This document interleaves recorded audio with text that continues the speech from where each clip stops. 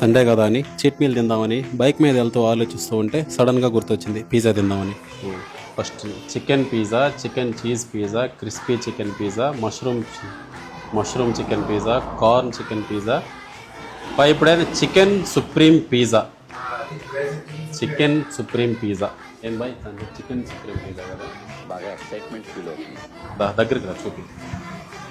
అసలు ప్రపంచంలో మొట్టమొదటి పిజ్జా 1889లో రఫేలో ఎస్పసీటో అనే ఆయన సావోయ్ మహారాణి అయినటువంటి మార్గరీటా అనే రాణి కోసం ఇటలీ దేశంలో నాపల్స్ అనే ప్లేస్లో తయారు చేశాడంట.